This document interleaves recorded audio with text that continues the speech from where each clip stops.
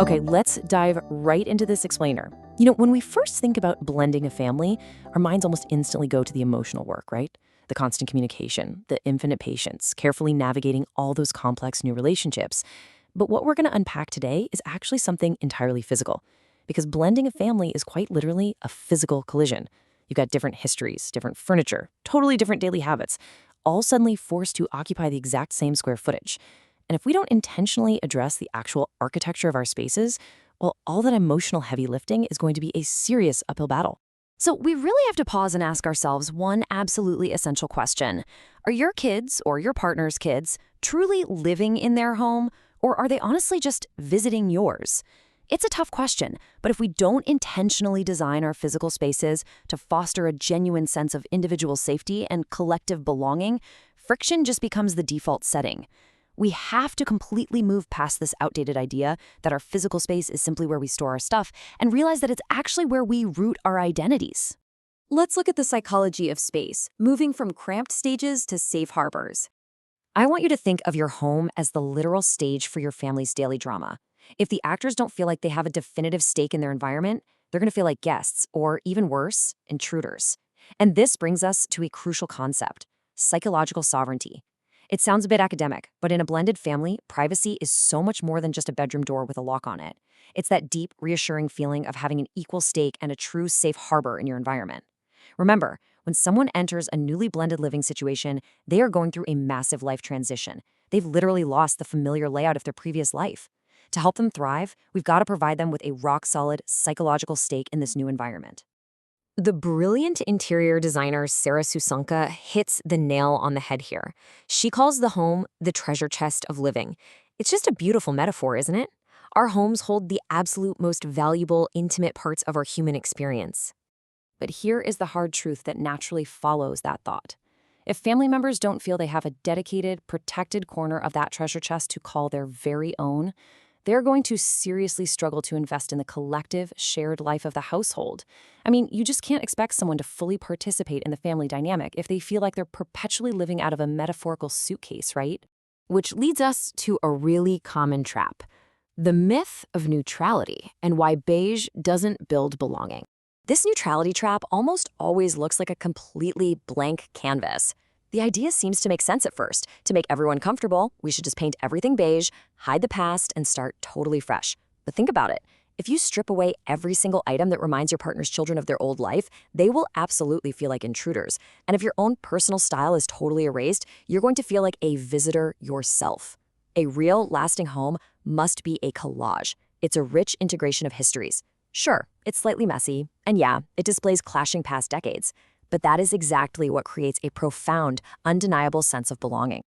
Now, let's explore zoning for parallel play, creating a true ecosystem of shared spaces. In blending families, the absolute biggest point of contention is almost always the shared space, the living room or the family room. If you try to force a singular dynamic, like pushing one giant sofa to face a single TV, you are literally setting yourselves up to constantly step on each other's toes. The solution? Parallel play. You might recognize this term from child psychology, but let me tell you, it is the ultimate game-changer design philosophy for blending families. It's the ability for family members to be in the exact same room, engaged in totally different activities without encroaching on one another's need for personal space. It allows everyone to genuinely be together while totally maintaining their autonomy. So how do we actually do this? Well, here are some highly actionable ways to create this ecosystem today. And no, you don't need a massive renovation budget. Just add a super comfortable armchair to a different corner of the living room. Tuck a small side table somewhere for drawing or throwing a laptop on. Take a really hard look at your floor plan. Do you have a dead zone, like a formal dining room that only sees action twice a year? Transform it. Turn it into an intentional reading nook or a dedicated homework desk. The key here is to ensure everyone has clear sight lines to the rest of the house, but also a way to physically turn their back to the room when they just need a moment of quiet. These dedicated little nooks are incredibly powerful symbols of permanence. They literally tell a child, hey, you aren't just visiting. Let's move to the walls and look at curating a family collage, focusing on the power of display and messy tapestries. To show that everyone's history matters, we've got to get things up on the walls. Creating a family gallery that prominently displays photos and art from every single child sends an incredibly profound message. But how do we pull this off without it looking chaotic? First, whatever you do, avoid creating a showroom or a museum. If your home feels perfectly, immaculately curated, children will feel like they have to walk on eggshells, and that instantly destroys that psychological sovereignty we just talked about. Second, just allow the space to be a little messy. Let it actually reflect the vibrant, chaotic humans living inside it. And third, don't be afraid to rearrange the furniture every few months. As teenagers grow, they transition from needing sprawling play areas on the floor to wanting cozy lounge areas. Let the home's energy physically move and adapt right along with them.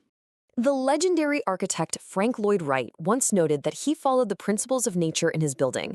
And honestly, just like his buildings, your home is your family's nature. It absolutely shouldn't be static. It should be a living, breathing entity that organically grows, shifts, and beautifully evolves alongside your family over the years. This brings us to a super important point: designing for equity, finding fairness in the floor plan. Now, this is arguably the trickiest part of the whole process. You have to look completely, ruthlessly, objectively at your floor plan. Because if there are stark imbalances, like, say, one child gets this massive master-style bedroom while another is squeezed into a tiny box room, resentment is absolutely going to fester. To fix this, we have to grasp the vast difference between identical and equitable. Identical means everyone gets the exact same square footage, and unless you're out there knocking down structural walls, that's usually impossible. But equitable is entirely possible. It means everyone feels deeply valued. If one child happens to have a larger bedroom just due to the house's layout, you can instantly create equity by giving the other child a private den, a super cool specialized desk area in the loft, or their own dedicated, untouched zone in the family room. It's all about signaling through your physical design choices that everyone is an absolutely equal stakeholder here. Finally, stepping into your role as the architect of your family, moving forward with intention. Ultimately, you've got to remember that you aren't just decorating rooms. You are weaving completely disparate threads into a single, incredibly strong tapestry. By curating your physical space with genuine love and intentionality, you beautifully balance the essential human need for a private sanctuary with the family's broader need for shared connection. So I want to leave you with a bit of a provocative thought. Take a real, honest look around your home tonight. Walk through your living room, look up at your walls, examine those seating arrangements we talked about. Does your space actually tell your family they belong? Use the concepts we've explored in this explainer to inspire you. Keep refining your space, keep tweaking those zones, and build the absolute perfect container for your blended family to flourish.